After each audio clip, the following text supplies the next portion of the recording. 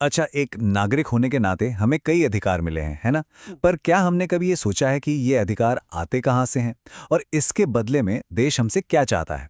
आज हम भारतीय संविधान के एक ऐसे ही, कह सकते हैं छुपे हुए, लेकिन बहुत ही जरूरी हिस्से को समझने वाले हैं, हमारे मौलिक कर्तव्य। ये सवाल बहुत गहरा है ना? और ये हमें सीधे संविधान के उस हिस्से में ले जाता है जिसके बारे में अक्सर बात नहीं होती। एक ऐसा हिस्सा जो हमारे लोकतंत्र की बुनियाद के लिए बहुत बहुत जरूरी है, मौलिक कर्तव्य। तो चलिए कहानी में थोड़ा पीछे चलते हैं, क्योंकि मजे की बात यह है कि जब संविधान बना था तो ये कर्तव्य उसमें थे ही नहीं। जी हाँ, बिल्कुल सही सुना। इन्हें तो बाद में जोड़ा गया था, एक बहुत ही उथल-पुथल भरे दौर में। तो आखिर ये आए कहां से? चलिए पता लगाते हैं। जरा सोचिए इस बारे में। 1950 में जब हमारा संविधान लागू हुआ तो पूरा जोर सिर्फ और सिर्फ अधिकारों पर था।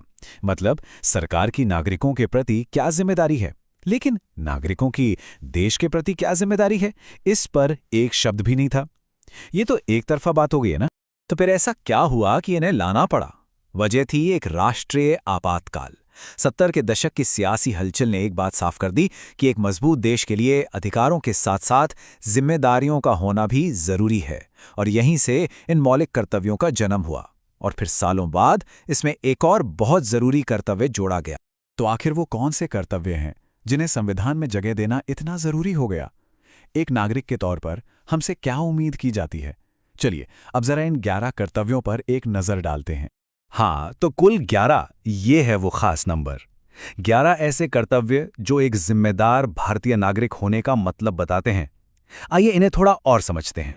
सबसे पहले आते हैं हमारे देश के प्रति कर्तव्य, मतलब संविधान, राष्ट्रीय ध्वज और राष्ट्रगान का सम्मान करना। लेकिन ये सिर्फ दिखावे के लिए नहीं है। ये कर्तव्य असल में हमें भारत की आज़ादी, एकता और अखंडता को बनाए रखने और उसकी रक्षा करने के लिए कहते हैं। और कुछ मामलों में तो इन कर्तव्यों को लागू करने के लिए बाकायदा कानून भी बनाए गए हैं। देश के बाद बात आती है समाज की। ये कर्तव्य हमें एक बेहतर समाज बनाने का रास्ता दिखाते हैं। ये हमें भाईचारे को बढ़ावा देने, सभी धर्मों और भाषाओं का सम्मान करने और हमारी शानदार मिलीजुली संस्कृति को संजोकर रखने के लिए कहते हैं। सीधी सी बात है, ये इस बारे में है कि हम सब एक दूसरे के साथ मिलकर कैसे रहें।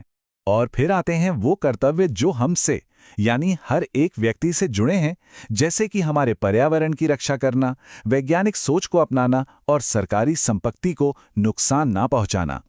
कुल मिलाकर ये सब एक बेहतर इंसान बनने और अपने आसपास की दुनिया के लिए कुछ अच्छा करने के बारे में है। और हाँ, 11वां कर्तव्य जो 2002 में जोड़ा गया, शायद सबसे ज्यादा दूर की सोच रखने वाला है। ये हर माता पिता या गार्जियन की जिम्मेदारी तय करता है कि वे अपने बच्चे को शिक्षा का मौका जरूर दें। ये इस बात पर जोर देता है कि शिक्षा सिर्फ एक अधिकार नहीं, बल्कि हम सबकी एक साझा जिम्मेदारी भी है। ठीक है, तो ये 11 कर्तव्य तो समझ आ गए, लेकिन सवाल ये है कि अगर कोई इन्हें नहीं मानता तो क्या उसे सजा हो सकती है? यहीं से मामला थोड़ा कानूनी और दिलचस्प हो जाता है। देखिए, यहाँ एक बहुत ज़रूरी कानूनी शब्द है, नॉन जस्टिशिएबल। इसका मतलब यह है कि ये कर्तव्य एक नैतिक सलाह की तरह हैं, कोई सख्त कानून नहीं। ऐसा नहीं है कि किसी ने कोई कर्तव्य नहीं निभाया तो उसे सीधे कोर्ट ले जाया जाएगा और सज़ा हो जाएगी।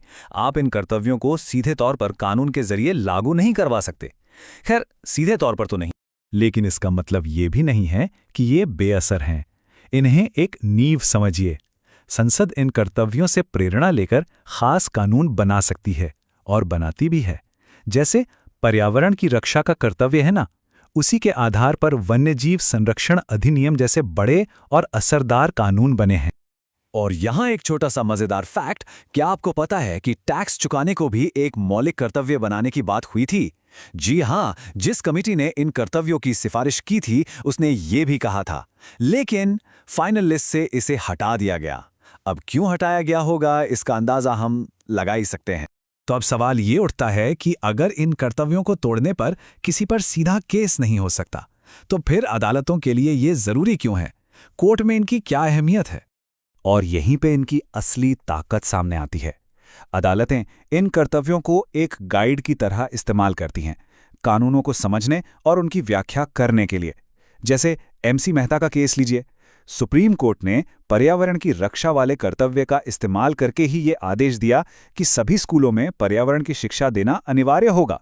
सोचिए, एक कर्तव्य एक राष्ट्रीय नीति बन। तो इन कर्तव्यों को एक तरह का नैतिक कंपास समझिए। जब जज किसी कानून को परख रहे होते हैं तो वो इन कर्तव्यों को भी ध्यान में रखते हैं, ये देखने के लिए कि क्या वो कानून नागरिक जिम्मेदारियों के बड़े सिद्धांतों से मेल खाता है। एक तरह से ये हमारे कानूनी सिस्टम की अंतरात्मा का काम करते हैं। आखिर में ये कर्तव्य सिर्फ कानून की किताबों में लिखे कुछ शब्द नहीं हैं। ये हमें याद दिलाते हैं कि नागरिक होना सिर्फ अधिकार लेना नहीं है, बल्कि देश के प्रति अपनी जिम्मेदारी निभाना भी है। ये एक सवाल पूछते हैं कि हम सिर्फ ये न सोचें कि देश हमारे लिए क्या कर सकता है, बल्कि ये भी सोचें कि हम देश के लिए क्या कर सकते हैं। तो आज हम सब अपना कौन सा कर्तव्य पूरा करने वाले हैं?